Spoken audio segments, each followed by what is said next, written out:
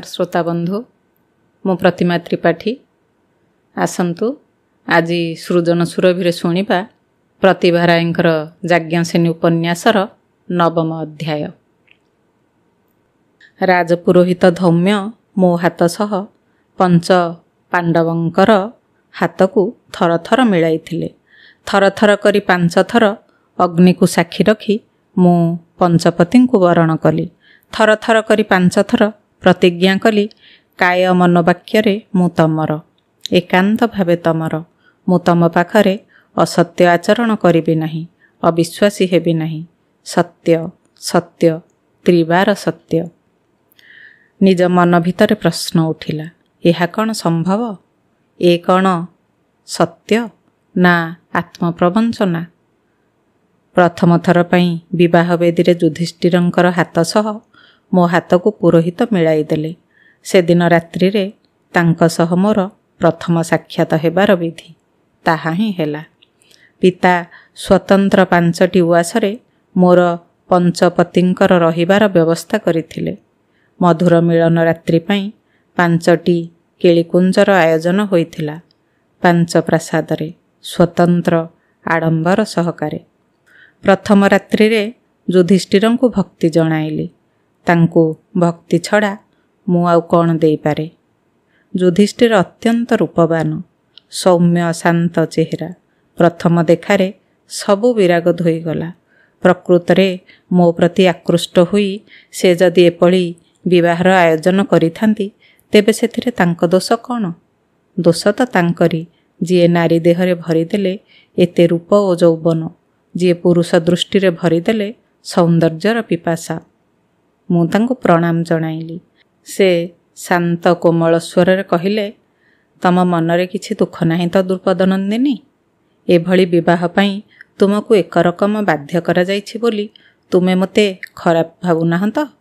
सेथि पई क्षुर्ण होई नाहंत? मु नतमुख होई भाबिली, आउ ए प्रश्न काहेकि?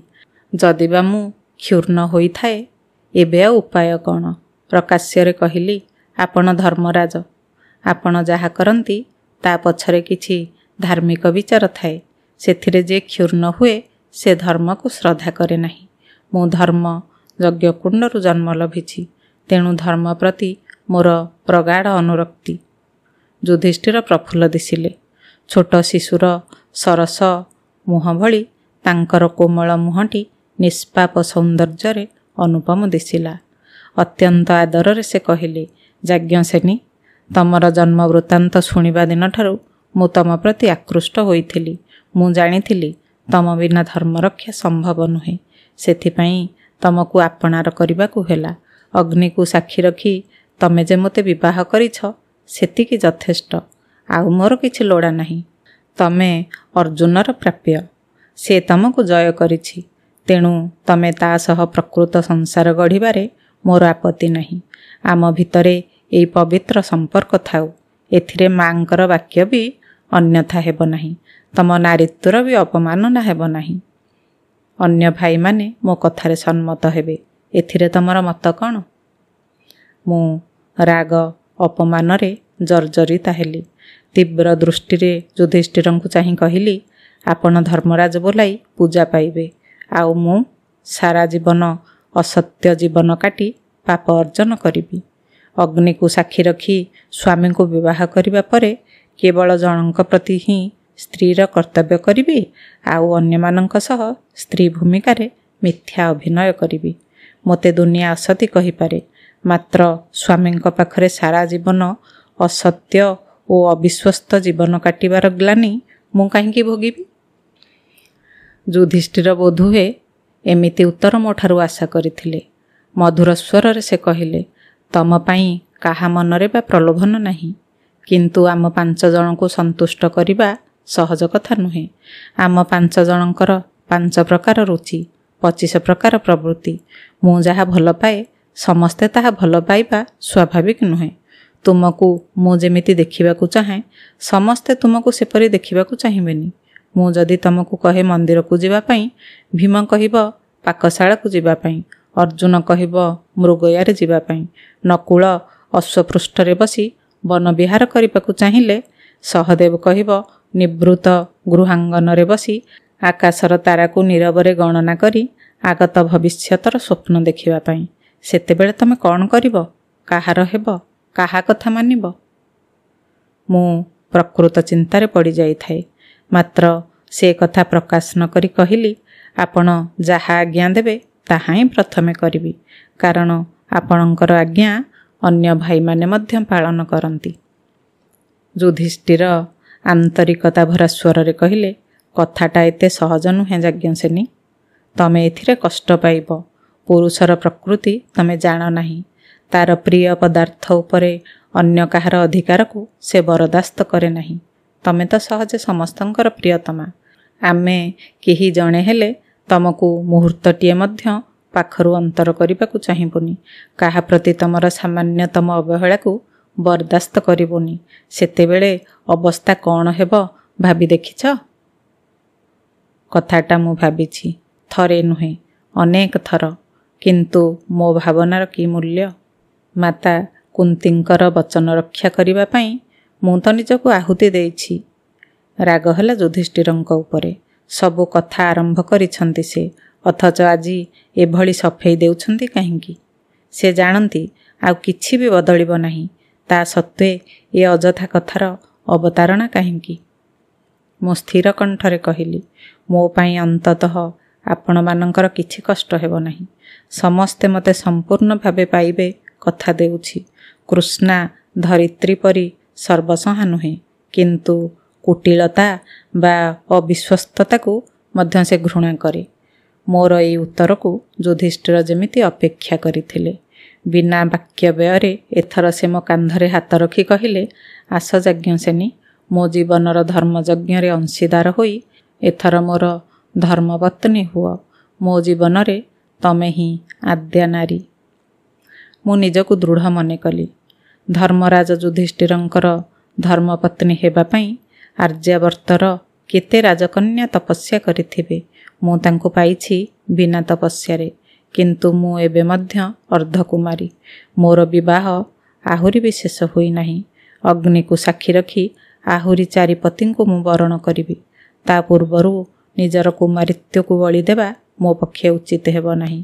ମୋର ସମ୍ମୁଖରେ ଠିଆ ହୋଇଛନ୍ତି ମୋର ସ୍ୱାମୀ, ଧର୍ମବନ୍ତ, ସୌମ୍ୟ, ବୀର, ଜ୍ଞାନବନ୍ତ ଏବଂ ହସ୍ତିନାପୁରର ଯୁବରାଜ।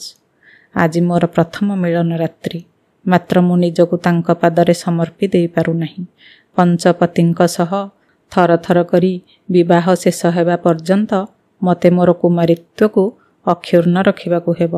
ଜୀବନରେ ଏଭଳି ବିଡ଼ମ୍ବନା, ଏଭଳି ଦ୍ୱନ୍ଦ୍ୱ, ଏଭଳି ବିଷମ ସଙ୍କଟମୟ ପରିସ୍ଥିତି ମୋ ଛଡ଼ା ଆଉ କାହା ଭାଗ୍ୟରେ ବୋଧହୁଏ ନାହିଁ। ଆଉ କେବେ ଘଟି ନପାରେ। ମୁଁ ନିଜକୁ ଦୃଢ଼ କଲି। ନମ୍ର ଅଥଚ ସ୍ଥିର କଣ୍ଠରେ କହିଲି, କ୍ଷମା କରିବେ ଧର୍ମରାଜ, ଏବେ ବି ମୋର ବିବାହ ସମ୍ପୂର୍ଣ୍ଣ ହୋଇନାହିଁ। ପ୍ରଭାତ ହେବା ପୂର୍ବରୁ ଶୁଚି ସ୍ନାନ କରି ମୋତେ ଆଉଥରେ ବେଦୀରେ ବସିବାକୁ ହେବ। ଅଗ୍ନିକୁ ସାକ୍ଷୀ ରଖି ବୈଦିକ ରୀତିରେ ପତିବରଣ କରିବାର ଯୋଗ୍ୟତା ଜଣେ କୁମାରୀ କନ୍ୟାର ହିଁ ଥାଏ। ଆଶା କରେ ଆପଣ ମୋତେ ଠିକ୍ ବୁଝିପାରିବେ। ହସିଲେ ଯୁଧିଷ୍ଠିର। ସେ ହସରେ ଛଳନା ନାହିଁ, ଅନୁଶୋଚନା ନାହିଁ, କାରୁଣ୍ୟ ନାହିଁ, ହାହାକାର ନାହିଁ। ଶାନ୍ତ ସ୍ୱରରେ କହିଲେ, ଜୀବନର ପ୍ରଥମ ପରୀକ୍ଷାରେ ଖୁବ୍ ସହଜରେ ତୁମେ ଉତ୍ତୀର୍ଣ୍ଣା ହୋଇଛ ଯାଜ୍ଞସେନୀ। ତମର ସତ୍ୟନିଷ୍ଠତା ଏବଂ ଆତ୍ମସଂଯମ ହିଁ ମୋର କାମ୍ୟ। କୁହ, ବର୍ତ୍ତମାନ ରାତିଟି କଟିବ କିପରି? ମୁଁ ମନେ ମନେ ସ୍ୱାମୀଙ୍କ ପାଇଁ ଦୁଃଖ କଲି। କେତେ ସହଜରେ ନିଜର କାମନା ବାସନାକୁ ସେ ଆୟତ୍ତ କରିନେଲେ। ସେ କ'ଣ କଷ୍ଟ ଅନୁଭବ କରନ୍ତି ନାହିଁ? ମୋତେ ମନେ ମନେ ଅଭିଶାପ ଦେଉନାହାନ୍ତି ତ? ମୁଁ ଶାନ୍ତ କୋମଳ ସ୍ୱରରେ କହିଲି, ଆପଣ ବିଶ୍ରାମ କରନ୍ତୁ। ଆପଣଙ୍କ ସୁଖ ନିଦ୍ରା ପାଇଁ ମୁଁ ବସି ପଦସେବା କରୁଥିବି। ରାତି ପାହିଯିବ। ସେ ପ୍ରତିବାଦ କଲେ। କହିଲେ, ବରଂ ତୁମେ ବିଶ୍ରାମ କର। ତୁମେ କ୍ଳାନ୍ତ ହୋଇଛ। ଅରଣ୍ୟ ପଥ ଦେଇ ଆମ ସଙ୍ଗେ ଚାଲି ଚାଲି ଯିବା ଦ୍ୱାରା ତୁମକୁ ଖୁବ୍ କଷ୍ଟ ହୋଇଥିବ। ମୋ ପାଇଁ ବ୍ୟସ୍ତ ହୁଅ ନାହିଁ। ମୁଁ ବସି ଖେଳିବି। ଖେଳିବେ? ହଁ, ଦ୍ୟୁତ କ୍ରୀଡ଼ା। କାହା ସଙ୍ଗେ? ଏକା ଏକା। ସେ ହସିଲେ। ମୁଁ ଆଶ୍ଚର୍ଯ୍ୟ ହୋଇ କହିଲି, ଏକା ଏକା କେହି ଖେଳେ? ସମସ୍ତେ ଖେଳନ୍ତି। ସମସ୍ତେର ଅର୍ଥ ତମେ, ମୁଁ ଏବଂ ଏ ପୃଥିବୀର ସମସ୍ତ ନରନାରୀ କୀଟପତଙ୍ଗ ଆମେ ତ ନିଜେ ଖେଳୁନାହୁଁ। ଜଣେ ଆମକୁ ନିର୍ଦ୍ଦେଶ ଦେଉଛି, ଆମେ ଖେଳୁଛୁ। ପୃଥିବୀରେ ସମସ୍ତେ ନିଜେ ନିଜର ଜୀବନ କାଟନ୍ତି, ନିଜେ ନିଜ ପାଇଁ ବଞ୍ଚନ୍ତି। ଯୁଧିଷ୍ଠିର ଭାବାବିଷ୍ଟ ହୋଇ କହିଲେ। ମୁଁ ଆସ୍ତେ କହିଲି, କିନ୍ତୁ ପଶା ଖେଳ ତ ଏକା ଏକା ହୁଏନି। ଯୁଧିଷ୍ଠିର ସେମିତି ଶାନ୍ତ କୋମଳ ସ୍ୱରରେ କହିଲେ, ଯାଜ୍ଞସେନୀ, ଆଜି ପ୍ରଥମ ମିଳନ ରାତ୍ରିରେ ମୋ ଜୀବନର ଦୁର୍ବଳତାକୁ ତମ ପାଖରେ ପ୍ରକାଶ କରିଦେବା ହେଉଛି ମୋର ଧର୍ମ। ମୋ ଜୀବନର ଚରମ ଦୁର୍ବଳତା ହେଉଛି ଏଇ ଦ୍ୟୁତ କ୍ରୀଡ଼ା। ସବୁ କ୍ଷେତ୍ରରେ ମୁଁ ସଂଯମ ପ୍ରଦର୍ଶନ କରିପାରେ, ମାତ୍ର ଏ ଦ୍ୟୁତ କ୍ରୀଡ଼ାକୁ ଛାଡ଼ି। ଏଭଳି ଦୁର୍ବଳତାର ଅବଶ୍ୟ କାରଣ ରହିଛି। ମୁଁ ଜିଜ୍ଞାସୁ ଦୃଷ୍ଟିରେ ଚାହିଁ ରହିଲି। ଭାବିଲି, ଦ୍ୟୁତ କ୍ରୀଡ଼ା ହେଉଛି ଏକ ରାଜକୀୟ ବିଳାସପୂର୍ଣ୍ଣ ଆମୋଦଦାୟକ କ୍ରୀଡ଼ା। ରାଜାମାନେ ଦ୍ୟୁତ କ୍ରୀଡ଼ାରେ ଆନନ୍ଦ ଲାଭ କରନ୍ତି, ମାତ୍ର ସେଥିପାଇଁ ଜଣେ ରାଜାଙ୍କର ମନରେ ଦୁର୍ବଳତା କାହିଁକି? ରାଜ୍ୟ ଜୟ, ଶତ୍ରୁକ୍ଷୟ, ଧନରତ୍ନ ଲାଭ, ସୁରା ଏବଂ ସୁନ୍ଦରୀ ନାରୀ ପ୍ରତି ରାଜାମାନଙ୍କର ମନରେ ଅସମ୍ଭବ ଦୁର୍ବଳତା ଥାଏ, ରହିବା ସ୍ୱାଭାବିକ। କିନ୍ତୁ ଦ୍ୟୁତ କ୍ରୀଡ଼ା ପାଇଁ ଧର୍ମରାଜ ଯୁଧିଷ୍ଠିରଙ୍କ ମନରେ ଦୁର୍ବଳତାର କି କାରଣ ଛପି ରହିପାରେ? ଦ୍ୟୁତ କ୍ରୀଡ଼ା ପ୍ରତି ଯୁଧିଷ୍ଠିରଙ୍କ ଦୁର୍ବଳତାର ମୂଳରେ ଥିଲା କୈଶୋରର ଗୋଟିଏ ଜିଦ୍, ଯାହା ଆଜି ଦୁର୍ବଳତାରେ ପରିଣତ ହୋଇଯାଇଛି। ପିଲାଦିନେ ଗୁରୁ ଦ୍ରୋଣାଚାର୍ଯ୍ୟଙ୍କ ପାଖରେ ଶିକ୍ଷା ଗ୍ରହଣ କରୁଥିବା ବେଳେ ପାଣ୍ଡବ 5 ଭାଇ କେବେ ହେଲେ କେଉଁଥିରେ ପରାଜୟ ସ୍ୱୀକାର କରୁନଥିଲେ। ଛାତ୍ର ଜୀବନର ସମସ୍ତ ପରୀକ୍ଷାରେ କୃତିତ୍ୱର ସହ ଉତ୍ତୀର୍ଣ୍ଣ ହେବା ଯୋଗୁଁ ଗୁରୁଙ୍କର ଅତି ପ୍ରିୟ ପାତ୍ର ହୋଇପଡ଼ିଥିଲେ। ସେଥିପାଇଁ କୌରବ 100 ଭାଇଙ୍କ ମନରେ ଭାରି ହିଂସା ଓ ଦ୍ୱେଷ। ସେମାନେ ଆଉ କେଉଁଥିରେ ପାଣ୍ଡବମାନଙ୍କୁ ପରାଜିତ କରିନପାରି ଏଇ ଦ୍ୟୁତ କ୍ରୀଡ଼ାକୁ ଆଶ୍ରୟ କରିଥାନ୍ତି। ପ୍ରକୃତରେ ଛାତ୍ର ଜୀବନରେ ଦ୍ୟୁତ କ୍ରୀଡ଼ାର ବିଶେଷ ସ୍ଥାନ ନଥିଲା, ତେଣୁ ସେଥିରେ ଯୁଧିଷ୍ଠିର ହାରିଯିବା ସ୍ୱାଭାବିକ। କୌରବମାନେ କିନ୍ତୁ ସେହି ବୟସରେ ବି ପାଠ ଛାଡ଼ି ନିଜ ନିଜର ଦ୍ୟୁତ କ୍ରୀଡ଼ାରେ ମାତି ରହୁଥିଲେ। ସେଥିପାଇଁ ସେମାନେ ପାଠରେ ପଛୁଆ ହେଲେ ମଧ୍ୟ ଦ୍ୟୁତ କ୍ରୀଡ଼ାରେ ବେଶ୍ ଆଗୁଆ ଥିଲେ। କୌରବମାନେ ଜାଣନ୍ତି, ପାଣ୍ଡବମାନେ ଯେତେ ବୀର ଏବଂ ବିଚାରବନ୍ତ ହେଲେ ମଧ୍ୟ ଦ୍ୟୁତ କ୍ରୀଡ଼ାରେ କୌରବଙ୍କର ସମକକ୍ଷ ହେବେ ନାହିଁ। ଅନ୍ୟାନ୍ୟ କ୍ରୀଡ଼ାରେ ମଧ୍ୟ ପାଣ୍ଡବମାନେ କୌରବମାନଙ୍କୁ ବରାବର ପରାଜିତ କରୁଥିଲେ। ଭୀମ ଶାରୀରିକ ବଳରେ ଏତେ ବଳିୟାନ ଥିଲେ ଯେ ଯେଉଁ କ୍ରୀଡ଼ା ହେଉନା କାହିଁକି କୌରବମାନଙ୍କୁ ବ୍ୟତିବ୍ୟସ୍ତ କରି ପକାଉଥିଲେ। ଜଳ କ୍ରୀଡ଼ା ସମୟରେ ଭୀମସେନ କୌରବ ଭାଇମାନଙ୍କୁ ଏକତ୍ର 10-15 ଜଣଙ୍କୁ ଧରି ଜଳରେ ବହୁ ସମୟ ବୁଡ଼ାଇ ରଖୁଥିଲେ ଓ ପାଣି ପିଇ ଅଣନିଶ୍ୱାସୀ ହୋଇ ଛଟପଟ ନହେଲା ପର୍ଯ୍ୟନ୍ତ ଛାଡ଼ୁନଥିଲେ। ଲୌହ ପେଣ୍ଡୁ ନେଇ ଜଙ୍ଗଲ ଭିତରେ କ୍ରୀଡ଼ା କଲାବେଳେ ଲୌହ ପେଣ୍ଡୁଙ୍କୁ ଏତେ ଜୋରରେ ମାରୁଥିଲେ ଯେ ଅପର ପକ୍ଷର 1-2 ଜଣ ଆହତ ଓ ରକ୍ତାକ୍ତ ହେଉଥିଲେ। କୌରବ ଭାଇମାନେ ନିଷ୍ଠୁର ଓ ବିଭତ୍ସ ଆନନ୍ଦର ପୂଜାରୀ ହୋଇଥିବାରୁ ଗଛରେ ଚଢ଼ି ପକ୍ଷୀମାନଙ୍କର ନୀଡ଼ ଭାଙ୍ଗି ନଷ୍ଟ କରୁଥିଲେ ଓ ଅଯଥାରେ ପକ୍ଷୀ ଶାବକମାନଙ୍କର ଗଳା ଚିପି ହତ୍ୟା କରୁଥିଲେ। ମା ଓ ବାପା ପକ୍ଷୀଙ୍କ ସାମ୍ନାରେ ମୃତ ଶିଶୁ ଶାବକଙ୍କୁ ପକାଇ ଗଳା ଚିପି ହତ୍ୟା କରୁଥିଲେ। ମା ଓ ବାପା ପକ୍ଷୀଙ୍କ ସାମ୍ନାରେ ମୃତ ଶିଶୁ ଶାବକଙ୍କୁ ପକାଇ ଦେଇ ଆନନ୍ଦ ଅନୁଭବ କରୁଥିଲେ। ନୀଳହରା ପକ୍ଷୀ ଦମ୍ପତି ଶାବକ ଶୋକରେ ବିଳାପ କଲାବେଳେ କୌରବ ଭାଇମାନେ ଅଟ୍ଟହାସ୍ୟ କରି ବର୍ବର ହୃଦୟର ପରିଚୟ ଦେଉଥିଲେ। ଠିକ୍ ସେତିକି ବେଳେ ଭୀମସେନ ଗଛମୂଳକୁ ଧରି ଏପରି ହଲାଉଥିଲେ ଯେ ସେମାନେ ତଳେ ପଡ଼ି ଆଘାତ ପାଉଥିଲେ। ବେଳେବେଳେ ଗଛକୁ ମୂଳରୁ ଉତ୍ପାଟନ କରି ଗଛ ସହ ସେମାନଙ୍କୁ ଜଳସ୍ରୋତରେ ନିକ୍ଷେପ କରି ଦେଉଥିଲେ। କିନ୍ତୁ ଦ୍ୟୁତ କ୍ରୀଡ଼ାରେ ଶାରୀରିକ ବଳ ଆବଶ୍ୟକ ହୁଏ ନାହିଁ। କ୍ରୀଡ଼ା କୌଶଳ ଓ କୂଟବୁଦ୍ଧିରେ ଜଣେ ଦ୍ୟୁତ କ୍ରୀଡ଼ାରେ ସହଜରେ ଜିତି ଯାଇପାରେ।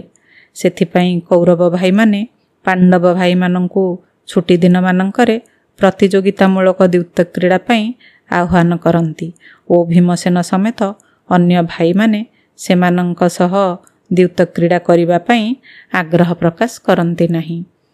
ଯୁଧିଷ୍ଠିର କିନ୍ତୁ ପିଲାଦିନରୁ ଆତ୍ମସମ୍ମାନ ସଚେତନ। ସେ ଦ୍ୟୁତ କ୍ରୀଡ଼ାରେ ଯୋଗ ଦିଅନ୍ତି ଓ ପ୍ରତିଥର ହାରିଯାଆନ୍ତି। ହାରିଯିବା ପରେ ମଧ୍ୟ ସେ ପୁଣି ଥରେ ସେମାନଙ୍କର ଆମନ୍ତ୍ରଣ ରକ୍ଷା କରନ୍ତି। କ୍ରୀଡ଼ାର ଆହ୍ୱାନ ଗ୍ରହଣ ନ କଲେ କାଳେ କୌରବମାନେ ଭାବିବେ ଯେ ଯୁଧିଷ୍ଠିର ପରାଜୟ ଭୟରେ କ୍ରୀଡ଼ାର ଆହ୍ୱାନକୁ ଗ୍ରହଣ କଲେ ନାହିଁ। ସେଥିପାଇଁ ଯୁଧିଷ୍ଠିର ବାରମ୍ବାର ହାରିଯିବା ପରେ ମଧ୍ୟ ପୁଣି ଖେଳରେ ଯୋଗ ଦିଅନ୍ତି।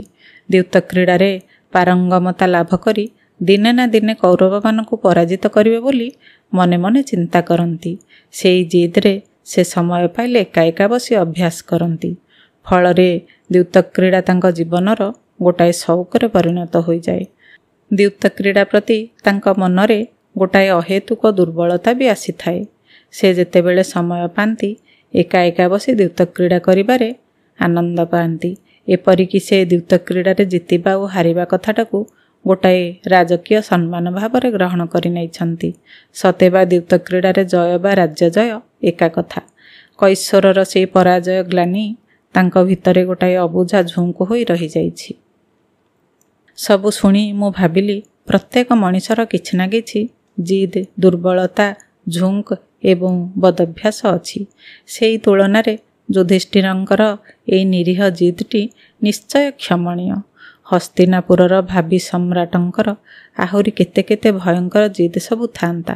ଲଜ୍ଜାକର କେତେ ଦୁର୍ବଳତା ରହିପାରିଥାନ୍ତା। ସେ ତୁଳନାରେ ଏଇ ରାଜକୀୟ ଆମୋଦର ନିରୀହ ଦୁର୍ବଳତାଟି କିଛି ନୁହେଁ। ପୁଣି ସ୍ତ୍ରୀ ଆଗରେ ପ୍ରଥମ ମିଳନ ରାତ୍ରିରେ ତାହା ପ୍ରକାଶ କରିଦେବା ଦ୍ୱାରା ଦୁର୍ବଳତା ପରିବର୍ତ୍ତେ ତାହା ମହନୀୟତାରେ ପରିଣତ ହୋଇଯାଇଛି।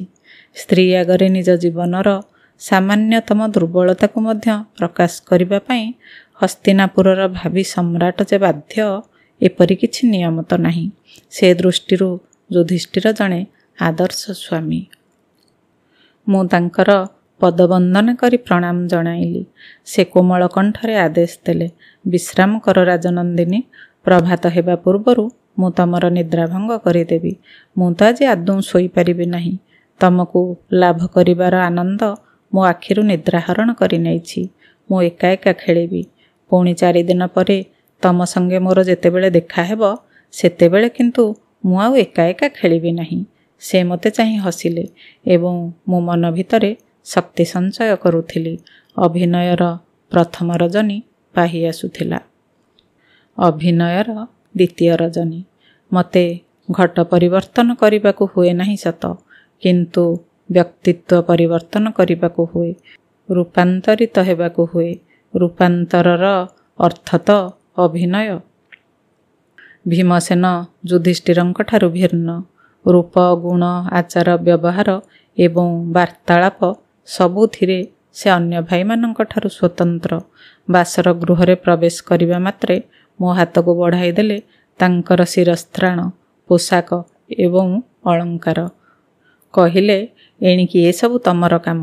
ଦେଖ, ଉଦରକୁ ଛାଡ଼ିଦେଲେ ମୁଁ ମୋର ଅବଶିଷ୍ଟ ଶରୀର, ପୋଷାକ ପରିଚ୍ଛଦ ଏପରିକି ନିଜର ଯାବତୀୟ କାରବାରରେ ଏକବାର ଅଯତ୍ନଶୀଳ, ଖାମଖିଆଲି। ତେଣୁ ତମେ ପ୍ରଥମେ ମୋର ଉଦରର ଯତ୍ନ ନେବ, ତାପରେ ଅନ୍ୟାନ୍ୟ ସମସ୍ତ ବିଷୟ ପ୍ରତି ଧ୍ୟାନ ଦେବ। ଗୋଟିଏ କଥା ମନେ ରଖ, ମୁଁ ଭାରି ଖାଦ୍ୟପ୍ରିୟ। ମୋ ଜୀବନର ଦୁର୍ବଳତା ସେତିକି। ଦ୍ୱିତୀୟ ଦୁର୍ବଳତା ହେଉଛି ମୁଁ ଭାରି ସ୍ତ୍ରୀ ପ୍ରିୟ। ସ୍ତ୍ରୀ ପ୍ରିୟର ଅର୍ଥ ନାରୀ ପ୍ରିୟ ବୋଲି ଭାବିବ ନାହିଁ। ସ୍ତ୍ରୀ ଅର୍ଥ ଏଠାରେ ଦ୍ରୌପଦୀ। ହିଡ଼ିମ୍ବି ବର୍ତ୍ତମାନ ଏଠାରେ ନାହିଁ ଏବଂ ହସ୍ତିନାପୁରରେ ସେ କୌଣସି ଦିନ ଆସି ଅବସ୍ଥାନ ବି କରିବ ନାହିଁ। ତା ସହ ସେଇ ସର୍ତ୍ତ, ତୁମକୁ ଦେଖୁ ଦେଖୁ ମୁଁ ଆକୃଷ୍ଟ ହୋଇଥିଲି ଏଇଥିପାଇଁ ଯେ ତମେ ଅତୀବ ସୁନ୍ଦରୀ ଏବଂ ଧୀରମତୀ ଓ ସ୍ଥିରଚିତ୍ତ। ଦ୍ୱିତୀୟରେ ଶୁଣିଥିଲି ତମେ ସୁପାଚିକା। ତମ ହାତ ସ୍ପର୍ଶରେ ଅଖାଦ୍ୟ ମଧ୍ୟ ସୁସ୍ୱାଦୁକର ମନେ ହୁଏ। ବାସ୍, ମୋର ଆଉ ଲୋଡ଼ା କ'ଣ? ତମେ ମୋତେ ଭଲ କରି ରାନ୍ଧି ଖୁଆଇବ ଏବଂ ଯେତେବେଳେ ଦରକାର କରିବି ସେତେବେଳେ ମୋତେ ସଖ୍ୟ ଦାନ କରିବ। ତମେ ଜାଣ, ସବୁଥିରେ ମୋର ଭାଗ ବେଶୀ। ଏହା ମାଙ୍କ ନିର୍ଦ୍ଦେଶ। ଠିକ୍ ସେହିପରି ତମକୁ ପାଇବାରେ ମଧ୍ୟ ମୋର ଭାଗ ବେଶୀ ରହିବା ଉଚିତ। କାରଣ ମଣିଷର ଯେତେ ପ୍ରକାର କ୍ଷୁଧା ଅଛି ସବୁଗୁଡ଼ିକ ମୋ ଭିତରେ ପ୍ରବଳ। ତାକୁ ଶାନ୍ତ କରିବାର ଦାୟିତ୍ୱ ତ ତମର। ଭୀମସେନ ହସିଲେ। ଆଖିରେ ତାଙ୍କର କୁଟିଳ ଇଙ୍ଗିତ। ମୁଁ ବିମର୍ଷ ହୋଇ ଭାବୁଥିଲି, ମୋର ଶରୀର ଓ ମନକୁ ବିଭକ୍ତ କରିପାରିବି କେମିତି? କେମିତି ବା ମୁଁ ଏକ ସମୟରେ ଭୀମସେନଙ୍କର ଅତିରିକ୍ତ କ୍ଷୁଧାକୁ ପ୍ରଶମିତ କରିବା ସଙ୍ଗେ ସଙ୍ଗେ ଆଉ ଚାରିପତିଙ୍କ ପ୍ରତି ଉପଯୁକ୍ତ କର୍ତ୍ତବ୍ୟ ସମ୍ପାଦନ କରିପାରିବି। ଭୀମସେନ ମୋର କୌଣସି ପ୍ରତିକ୍ରିୟା ଲକ୍ଷ୍ୟ କରୁନଥାନ୍ତି। ତାଙ୍କର ଅଭିବ୍ୟକ୍ତି ପ୍ରକାଶ କରିବାରେ ସେ ବ୍ୟସ୍ତ। ଏପରିକି ମୁଁ ଯେ ଏପର୍ଯ୍ୟନ୍ତ ମୁଖ ଖୋଲି ନାହିଁ, ତାଙ୍କର କଥାଗୁଡ଼ିକ ମୁଁ ଗ୍ରହଣ କରୁଛି କି ନା ଏବଂ କିଛି ମତାମତ ଦେଇନାହିଁ, ସେ ବିଷୟରେ ତାଙ୍କର ଆଦୌ ଭ୍ରୂକ୍ଷେପ ନାହିଁ। ସେ ପୁଣି କହିବାକୁ ଆରମ୍ଭ କଲେ, ଦେଖ ଦ୍ରୌପଦୀ, ମୁଁ ଅତିରିକ୍ତ ବଦରାଗୀ। କାହାରି ରାଗ ଅଭିମାନ ମୁଁ ବରଦାସ୍ତ କରେ ନାହିଁ, କିନ୍ତୁ କର୍ତ୍ତବ୍ୟରେ ସାମାନ୍ୟ ତ୍ରୁଟି ଦେଖିଲେ ମୁଁ ଭୟଙ୍କର ପ୍ରତିଶୋଧ ନିଏ। ମୋ ପାଖରେ କ୍ଷମାର ପ୍ରଶ୍ନ ନାହିଁ। ଏତିକି କଥା, ମୁଁ କୌଣସି କଥା ମନରେ ରଖେ ନାହିଁ। ଯାହା ଭାବେ କହିଦିଏ। ପର ମୁହୂର୍ତ୍ତରେ ସବୁ ରାଗ ଭୁଲିଯାଏ। ତେଣୁ ମୋର ରାଗକୁ ତୁମକୁ ବରଦାସ୍ତ କରିବାକୁ ହେବ। ମୁଁ ଜାଣେ ତମେ ଅତ୍ୟନ୍ତ ଚାରୁଶୀଳା, ବିଦୁଷୀ ଏବଂ ସୁଧୀରା। ସ୍ତ୍ରୀମାନେ ସେଭଳି ହେବା ବାଞ୍ଛନୀୟ। ସ୍ତ୍ରୀ ଯଦି ସର୍ବସହାନ ହୁଏ, ପରିବାରର ବନ୍ଧନ ଶିଥିଳ ହୋଇଯାଏ। ମୋର ରାଗକୁ ତମେ ଯଦି ବରଦାସ୍ତ ନ କରିବ, ତେବେ କ୍ଷତି ତମରି। କାରଣ ତମ ପାଖରୁ ଚାଲିଯାଇ ମୁଁ ମୋର ଅସୁରୁଣୀ ସ୍ତ୍ରୀ ହିଡ଼ିମ୍ବି ପାଖରେ ରହିବି। ହିଡ଼ିମ୍ବି ଅସୁର କୂଳରେ ଜନ୍ମ ହେଲେ କ'ଣ ହେବ? ସ୍ତ୍ରୀ ଭାବରେ ମୋର ଅନୁଗତା। ମୋର ରାଗକୁ ତାର ପ୍ରାଣ ଭୟ। ତାରି ଆଖି ଆଗରେ ତାର ଭାଇ ହିଡ଼ିମ୍ବାସୁରକୁ ମୁଁ କିଭଳି ଏକା ପାହାରକେ ଛତୁ କରିଦେଲି, ସେ ଦେଖିଛି ତ। ନିଜ ପ୍ରାଣକୁ ସଂସାରରେ କାହାର ଭୟ ନାହିଁ? ଭୀମସେନ ଆତ୍ମପ୍ରସାଦରେ ହସିଲେ। ମୁଁ ମୌନ ହୋଇ ବସିଥାଏ। ମୋର ସପତଣୀ ହିଡ଼ିମ୍ବିର ପ୍ରଶଂସା ସ୍ୱାମୀଙ୍କ ମୁଖରୁ ଶୁଣିବାକୁ ମୋତେ ଭଲ ଲାଗୁଥାଏ। ପୁଣି ଭୀମସେନଙ୍କର ରୋକଠୋକ କଥାବାର୍ତ୍ତା ମୋତେ କଷ୍ଟ ଦେଉଥାଏ। ତଥାପି ମୁଁ ସବୁକିଛି କହିବା ଉଚିତ ନୁହେଁ। ନାରୀ ପରା ସର୍ବସହା ହେବା ବାଞ୍ଛନୀୟ। ମୁଁ କିଛି କହିଲେ ଭୀମସେନ ଯଦି ରାଗିଯିବେ ଏବଂ ହିଡ଼ିମ୍ବି ପାଖକୁ ଚାଲିଯିବେ, ମୋତେ ଯୁଧିଷ୍ଠିର କ୍ଷମା ଦେବେ ନାହିଁ। କାରଣ 5 ଭାଇଙ୍କୁ ଏକତା ସୂତ୍ରରେ ବାନ୍ଧି ରଖିବା ହେଉଛି ମୋର ପ୍ରଥମ କର୍ତ୍ତବ୍ୟ।